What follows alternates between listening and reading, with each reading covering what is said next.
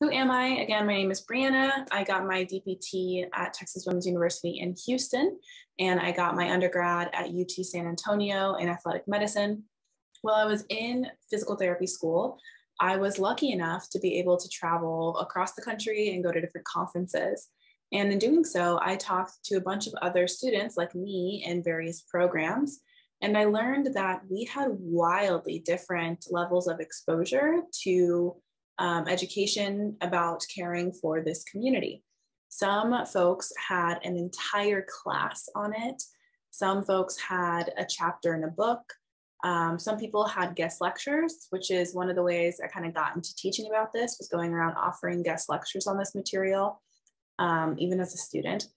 But many programs, including my own, had absolutely nothing mentioned about this community. And that really is doing a disservice to the students and future clinicians and the patients, because you will 100% interact with patients in this community.